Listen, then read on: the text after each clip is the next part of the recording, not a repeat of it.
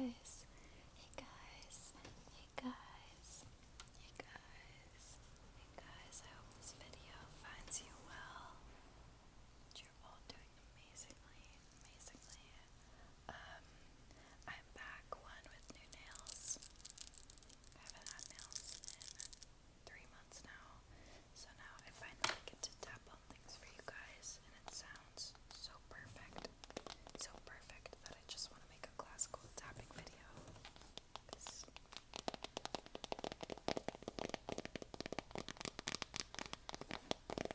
Yeah, there's some ear candy for you.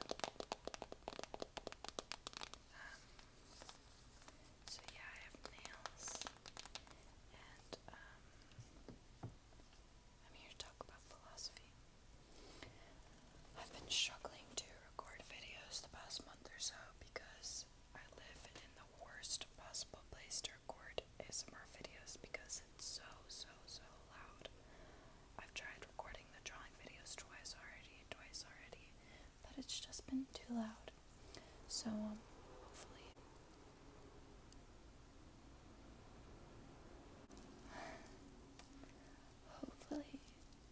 all goes as planned.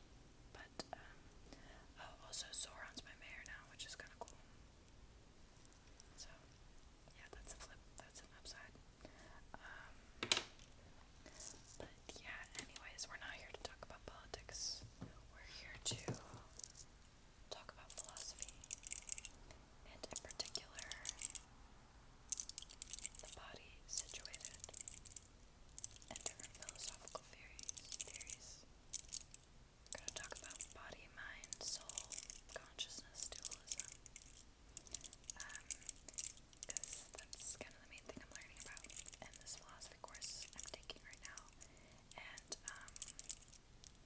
yeah, I also want to remind you guys that as much as I might be doing something for you, that this also does something for me.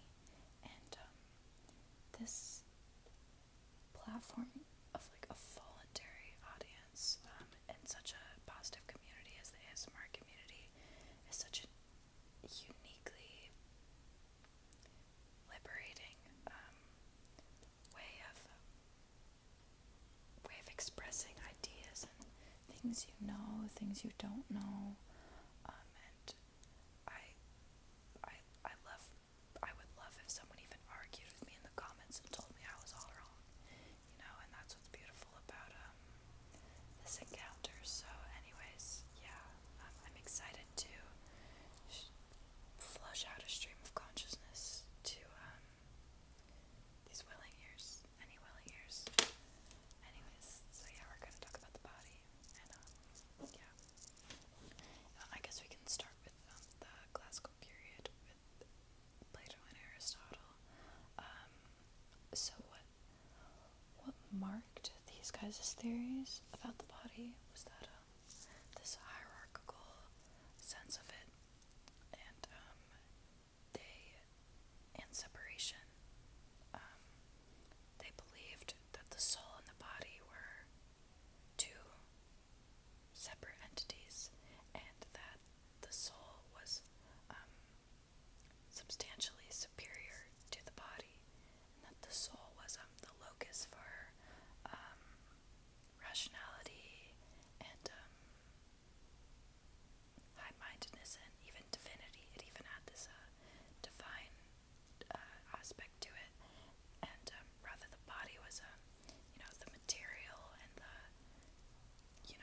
this vessel of temptation and vice and greed.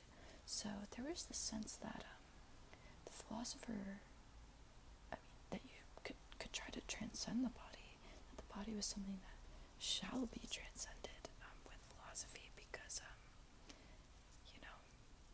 it really doesn't do you much good, and all we try to do in this life is escape your body. But that didn't really make sense to me, and I felt like it was a very masculine point of view. I mean, their whole entire theory, and this kind of soul-body dualism predates like ideas of like the mind versus the body, and ideas of consciousness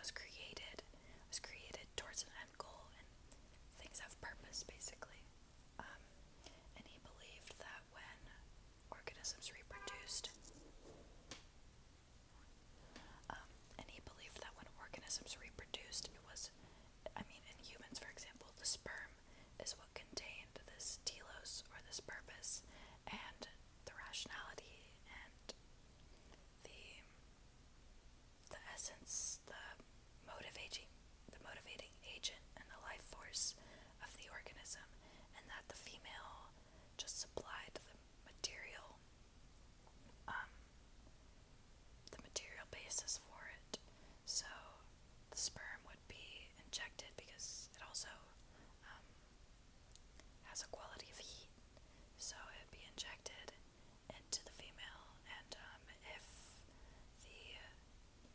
the sperm had enough of this like force and pizzazz, for lack of a better way of, I don't want to get too complex with it, then it would be born a boy. Thank God, it was, you'd get a boy. And if not, if there was some issue during the time of conception, if the winds were weird or the moon was in a certain phase or the room wasn't hot enough, then you'd get a female, which was basically what you considered the first deformity, the first mutant. And this is completely incongruent with modern science, and what we know to actually be true about reproduction.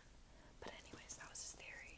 And so this is kind of like a continuation of Plato's association with of the bodily with the feminine and the irrational, and then the soul as like this masculine and divine aspect, and something that we can transcend through. Yeah. So that never really resonated with me. These theories that separated the body and the soul so starkly, because I didn't feel that inside of me. And one of the interesting things about philosophy is that unlike history, where you can just read it and know it, with philosophy you can't. It's very active study. It cannot be passive. You can't just read it and then be a philosopher in the way that if you know history, and you can explain things and connections, that you can be a historian. You kind of have to actually sit with your own consciousness and feel the philosophy, I guess, running through you in a way that you can't really feel history and some other different forms of knowledge run through you and confirm them in yourself. I mean, philosophy is self-confirming. So, yeah, anyways, those didn't resonate with me. And when things really started to make sense for me was when we started talking about the female body and medieval Christianity, because this time period saw the body and the mind as a psychosomatic unity, a psychosomatic unity, a psychosomatic unity, psychosomatic unity. And this instantly made sense to me. And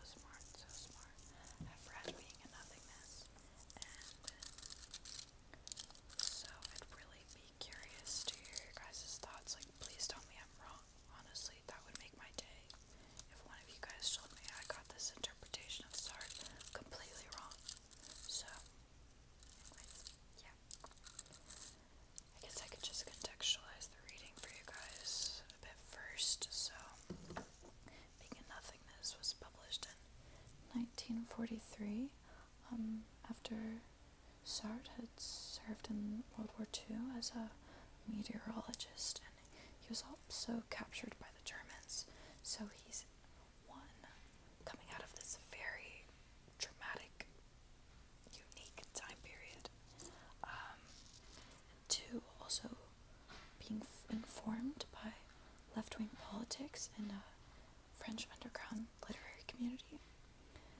And three, in the 30s, so the decade before the publishing of Being a Nothingness, he was teaching philosophy, and during this time he was learning particularly a lot about phenomenology, which is another school of philosophical thought, and he was influenced particularly by Husserl, Heidegger, and Hegel, among others. Husserl, Heidegger, and Hegel. Husserl, Heidegger, and Hegel. Husserl, Heidegger, and Hegel. So, all of these things are kind of culminating together, along with his own physical situation, his own physical disability, and his kind of unique place within French society and in the world. All of these are coming together to inform his thought about being and nothingness. So, in this essay that I studied, which is called The Body, he talks about the body and consciousness, and the modes of living a body. There are 3 dimensions of living a body, and I say living a body and not living in a body because because that's how he describes it, and he removes this prepositional relation. So yeah, anyways, but before we talk about these 3 different dimensions of living a body, we have to understand a couple premises first. One is that consciousness is always consciousness of something. There is always an object of consciousness, and that's necessary. And 2, that the body is the contingent form which necessitates my contingency.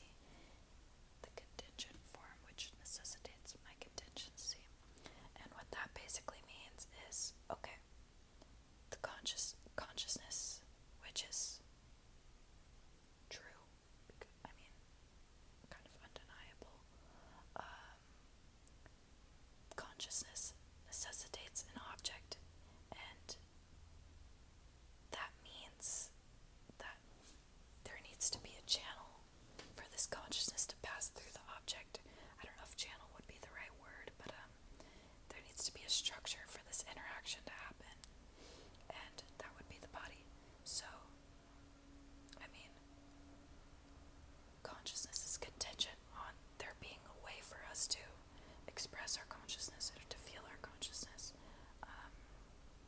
So that's the body.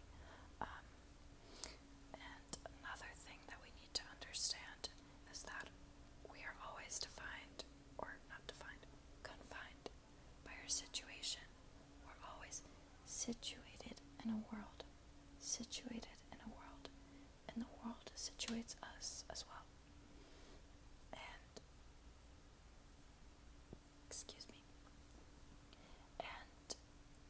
we exist in our situation within the limits of our affecticity. And our affecticity is, for Sartre, it would be something like his own physical disability, which he notes. For me and for all of us, it would be, where I grew up, or what race you are, for instance. That kind of confines our possibilities. For instance, I can't choose to see better. I can't just make my vision better at any particular instance. So, my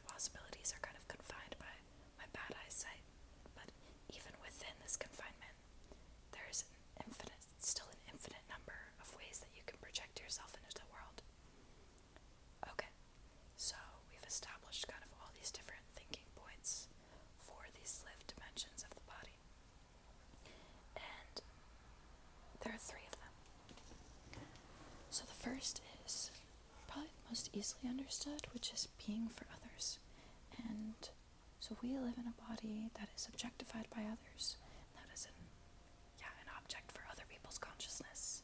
And yeah, that's one way of being in the world.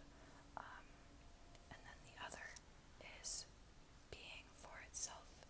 Being for itself, which is a little bit harder to explain, but it's more easily understood when we can understand its opposite, which is being in itself.